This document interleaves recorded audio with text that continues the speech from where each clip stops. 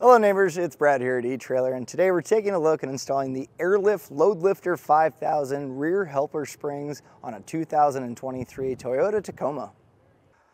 Now this is what your airbags are going to look like when they're installed on your Tacoma. And before, there's a very small jounce bumper that sits pretty low, and really for this to bottom out, it's going to take a lot of squishing to do that. And that's what the bump stops or jounce bumpers are there for, so it doesn't bottom out the suspension. But the problem is, leading up to that means that the shocks are going to really compress, and a lot of times if you're either towing a trailer or have a heavy load in the back of the truck, that means the suspension is going to be squatted, and that transmits quite a bit of issues, not only on the suspension being overloaded and not having that full stroke, but also it is going to kind of mess with the front of the vehicle too. So that's going to come down to steering feel. A lot of times when that truck is squatted down, it doesn't have that front grip that it needs to make those turns, so it gets a little bit squirrely. Also, your headlights will shine up. It's also going to cause wear on your tires, and it can also cause bad braking. So anytime you've towed a trailer, if it starts to feel squirrely, if you're not comfortable with the way that the truck is kind of handling that weight, it feels like it's just really tugging it, this is where you can really gain all that back and prevent your suspension from really becoming prematurely damaged. Because as that shock is compressed, it really doesn't have that stroke to move. It's going to work that out pretty hard. And that's where these bags come into play. They're going to supplement that factory suspension to really raise that up and give it some cushion to put the suspension back at a normal height, and your truck will level out in the process. Now, normally driving the truck, if you don't have anything in it or you're not towing, if you keep these at a minimum 5 PSI, it's going to act just like a normal jounce bumper. So the ride quality should stay exactly the same. Now, when you do load up the truck, you're going to inflate these accordingly. You have up to 100 PSI to account for that weight depending on the load, but you can really fine tune it to where it feels nice and comfortable, and it's going to feel nice and sturdy going down the road. Now, the interesting part with this one is it's a dual path setup, meaning you have individual control of each bag because you have 2 Schrader valves. So that means if you have a load that's maybe in the back of your bed off to one side and it's kind of weighing it down, you can account for that and even it back up. And that's really nice, especially for an application like this. They're not really going to be towing trailers a bunch, but they're going to be loading it up, and it's going to be an overland style truck. And a lot of the overland style trucks, if you see them, there's a lot of weight in the back and they are squatted down. So many overland vehicles are overloaded, and that's what we're trying to fix and kind of prevent long term. Now, as far as an off-road capabilities, this will probably take away from some of that articulation. So if you're doing some crazy crawling out there in the overland world, this might not be the best option. But if you're just kind of doing the minor off-road trails, you're not getting too crazy, you're just trying to get to your campsite, these are going to be an awesome option. And not only are they going to help bring that back up and make it nice and level, but also when you're towing a trailer, it'll make a huge difference.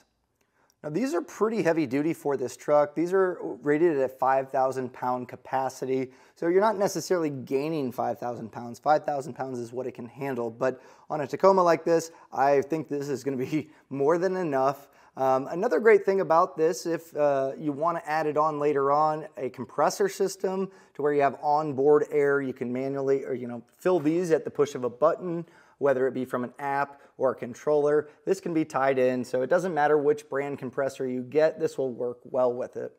Now, when it comes to the installation of these are all bolt-on, so there's no drilling required. You don't have to drill into the frame or anything like that, which is really nice. It utilizes some U-bolts, some carriage bolts, and some brackets that are meant for this truck, so it really goes together pretty easily. It's not very hard to do. You can definitely knock this out in your driveway or garage in a few hours. If this is something that's maybe beyond your scope, not to worry. You can use our dealer network to find someone close to you that can get these installed for you. But with that being said, you will have to modify your factory jounce bumpers, so you can't really maintain those. You'll have to cut those down for your bracket to go in place, but this is going to do a much better job than those factory jounce bumpers, so not to worry. And if you're interested in getting yours installed, I'm going to walk you through step by step to make sure that you know what we're doing every step of the way. So let's take a look at that. Before we begin our installation, you're going to want to make sure that you have a floor jack ready or something to get the suspension to be unsprung, and that's going to give us the space to get our airbags in. We're going to be up on a lift, so we're going to use a trans jack, but if you have a floor jack, just chalk your front tires and you can use the hitch to raise that up. Before we get there though, let's go ahead, we'll get our spare tire out of the way. That's going to really open it up for us to be able to work underneath the truck.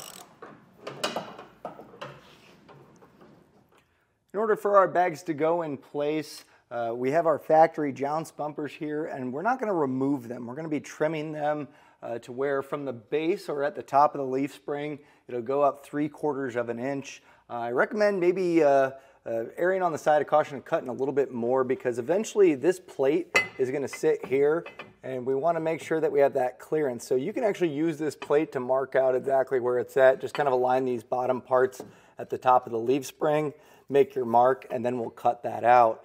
And as far as cutting, you can use a utility knife. Just be really careful, obviously. I'm using a multi-tool to kind of cut through there. You can use a Sawzall, Dremel, whatever you have.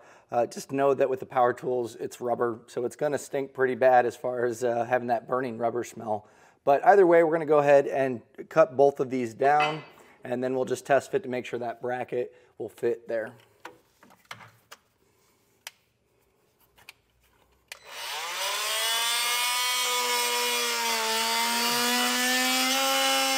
In order to give ourselves some clearance to get everything bolted up, we need to go to our driver's side, and right at the top of the frame above the axle, you're going to see there's some brackets here for our brake lines as well as this wire loom.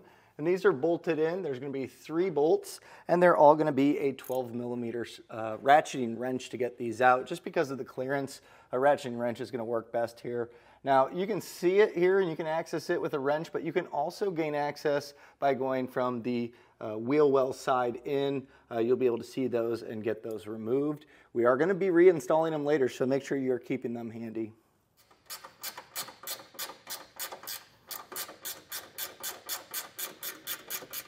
Right below where we just took that hardware out of, you'll probably notice there's a rectangle hole that's in the frame, and that's where we're going to put this bracket. This is going to kind of slide in here, and we're going to be bolting it up using the large hex bolt as well as the large flat washers. So we'll get these set up. We'll just kind of make sure that we have that brake lines out of the way, and then we'll take our large bolt with the flat washer, pass this through. And then on the back side, we're going to put a flat washer, the large one, and then the large nylon lock nut. And we're just going to cinch this down by hand. We want to make sure that this is still loose, because we're going to need to be able to adjust it when we get our bags put into place. So if you want, you can go ahead and snug it down a little bit, but make sure you still have some mobility. And we'll go ahead and get the other side put in place as well. We can start the assembly of our bags, and first you're going to want to find the one side that has the 3 brass fittings. You'll see the other one has the Airlift logo. Face that down for now, and this one's opened up. That's where our air fitting is going to go, but we need to get our roll plate in place first. So we'll just place that over there, and this has thread lock on it. We're just going to hand tighten this in at first. And then once it's bottomed out by hand, what we're going to do is take a 1/2 inch wrench, and we're going to rotate this 1.5 times. So get yourself to a good point where you can watch that.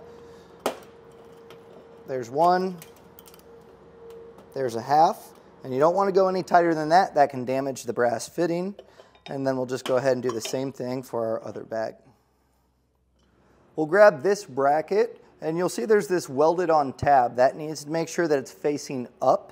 And before we get this bolted up, you'll see there's a spot for the carriage bolt. We'll take our long carriage bolt past that up, and you'll see this large opening that should go around your air fitting. And then from there, we should be able to line up our brass fittings here. And once you have those aligned, we'll take the flathead bolts here. And these are going to be a 7/32 to tighten down, and there's going to be a torque setting associated with those, so I recommend having your torque wrench handy. And these are going to be side specific, so you can see on here it's going to be an R, the other one will have an L, so this makes it to where we have side specific bags, so we'll make sure to keep track of that as we install it. And we'll get these torqued down.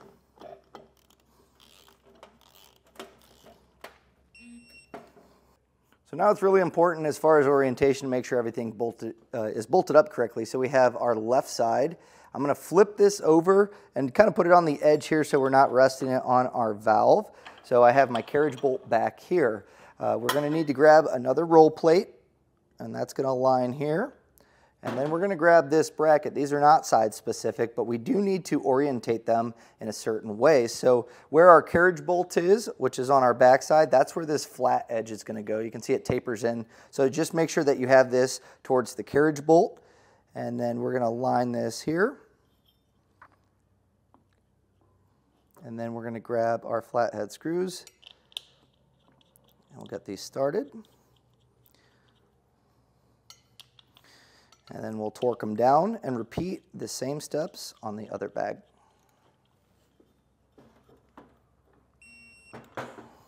Now at this point, we're going to get ready to put our assemblies in, and we do need to raise the truck up to get that suspension unsprung. So if you haven't already lifted up the rear of your truck, now is the time to do that. And make sure you have your front tires chalked. We're not going to be lifting the tires off the ground. We really just want to open up our suspension to give us that space to be able to put the assembly in.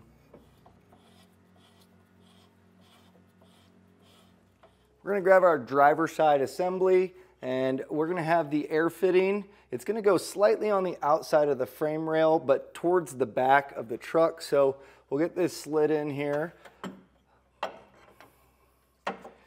And these bottom brackets, as I showed you kind of earlier when we were trimming out those jounce bumpers, this is going to slide over that. So if you need to, you can kind of compress the bag also to give yourself a little bit of extra room here.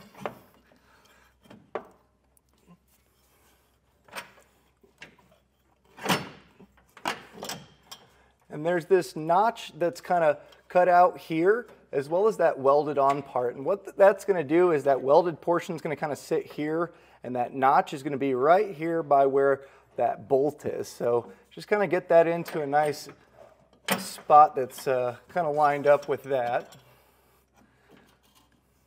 And once you have the one assembly in place, go ahead, get the other one put in place as well. I've already gone ahead and installed this, but that way we can lower our truck back down a little bit to get that axle to close it up. It's going to make it easier getting the hardware in place. You don't have to completely lower it, but just put a little bit of pressure on it. Making sure that that bracket kind of stays aligned is going to be key. And that's not going to seat completely on this one. What we're looking for though is to kind of almost lock it in place with that welded tab holding it all in. So we'll be putting other hardware in to make sure that it aligns, but making sure that this is squared up is definitely going to be key. I kind of wiggle it side to side. You could kind of find the squared up part where it sits nice and flat, and then that bracket kind of drops down. So we want to make sure that this is resting against the frame. So if you push up, you shouldn't have any wiggle. So I'll lower ours down just a bit. Again, double checking to make sure that this is all squared up. And with that top bracket resting against our jounce plate there, we'll go ahead, we'll grab our U-bolts and we'll slide these in the bottom bracket around our leaf springs, and we're going to just put flat washers and then the nylon lock nuts in place. And we're just going to get these hand tightened down. Now we need to grab this bracket as well as a flat washer and a nylon lock nut, and that way we can head on the inside. And this is going to bracket around that large carriage bolt that we put through the top bracket. The slotted portion is going to go into our bracket, so as we slide this over our carriage bolt, just kind of make sure that that's seated in the bracket. And then I recommend pulling the carriage bolt up. That way it's going to lock in place. If you need to, you can spin it, and you can use the bracket to kind of hold it in place while getting a flat washer and your nylon lock nuts started.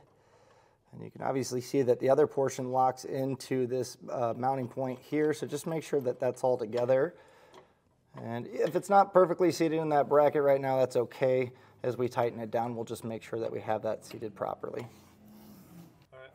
Now we're going to grab the two carriage bolts. They look like this for each side, and we're going to run these up through this bracket. You may have to kind of shift it around a little bit. That's why we leave these loose, so we can get everything in place. And then we're going to just hand tighten this on here with a flat washer and nylon lock nut.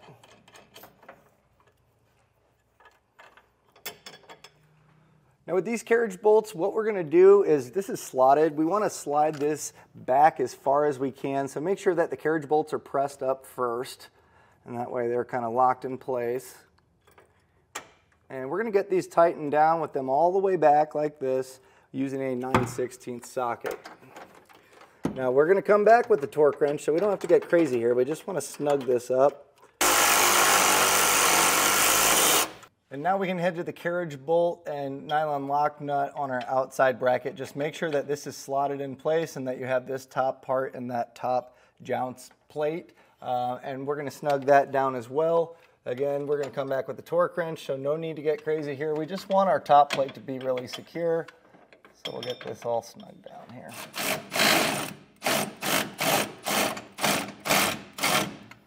Now we're going to tackle the large bolt that we passed through that upper bracket, and we're going to need a 3/4 inch socket or wrench on the head of the bolt, and then I have a 3/4 inch socket for the outside. So I'm going to go ahead and tighten it down as well as use my torque wrench to get this torque down to the instruction manual recommendations.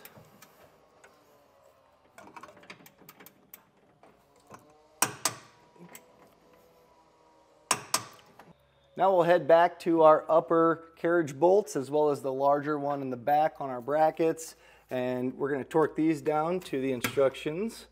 This is going to be that 9/16 socket again.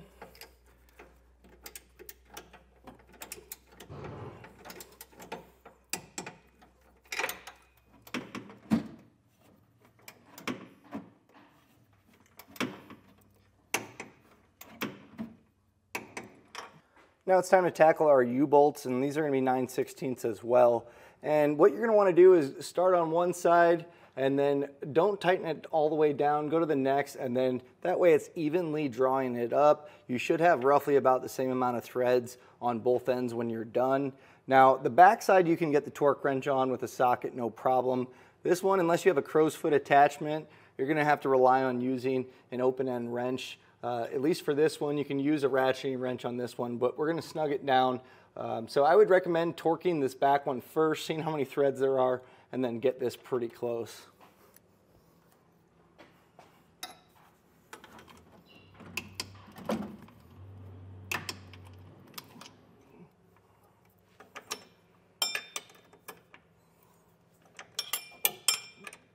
Now once you have everything torqued down properly on the driver's side, go ahead and make sure you have everything else torqued down on the passenger side. Back here on our driver's side, we need to bolt all of our wire loom and our brake lines back in place, but we have a spacer that we're going to be using. So run the bolt through the bracket, get your spacer in place, and then you can thread that back in. We'll do the same for the remaining two. At this point, we need to get our air lines ran to wherever you want your Schrader valves. Now this is going to be a dual path setup, meaning you're going to have individual control of each bag, so you're going to have to fill them one at a time. But if you wanted to make this a single path where it evens out the pressure between the two, you can actually get a push connect fitting, and that's going to tie it into one fitting, and that way it's equally dispersed. That is sold separately, but you can pick that up here at eTrailer.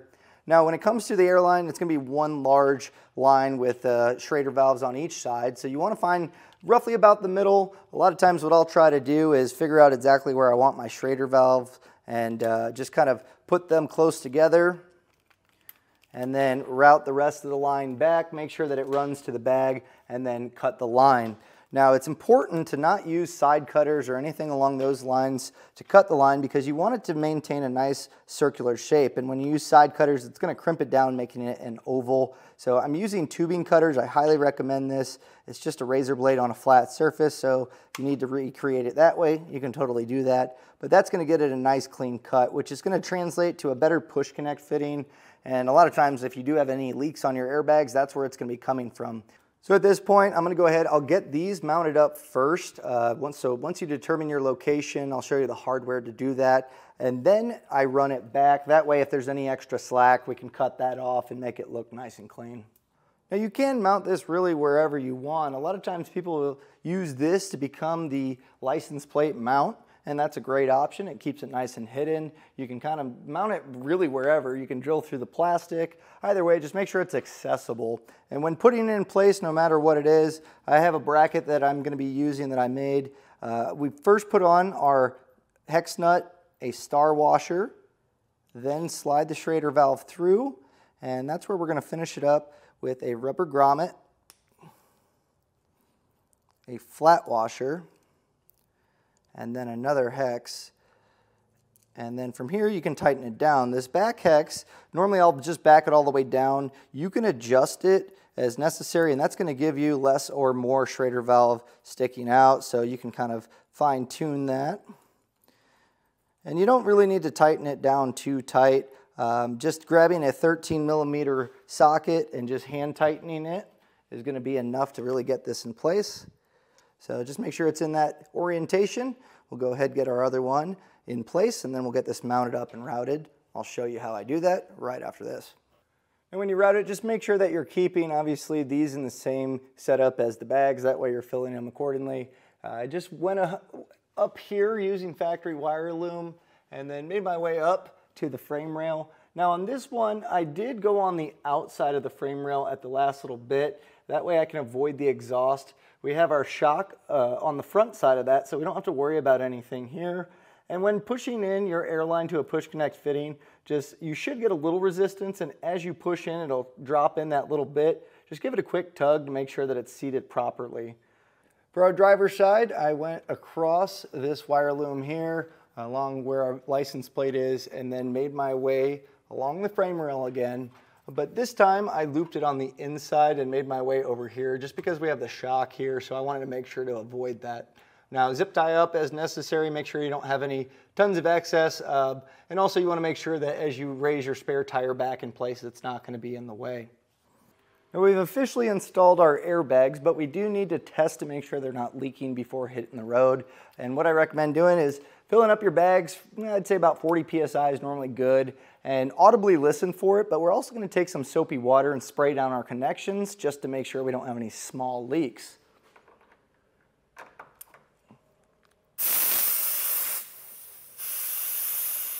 Now we'll just spray down all of our push connect fittings, and what we're going to be looking for is large air bubbles forming, and that's the sign of an air leak. And this is going to be really important because at minimum you always need to have 5 psi in the bag, so if you have a slow leak you may fill it up and then kind of forget about it if you're not using them actively, and then that bag is going to be running at a lower pressure than what it needs to be. So this is a great check to make sure that it's going to maintain the pressure you put in, so go through and spray down any of those push connect fittings.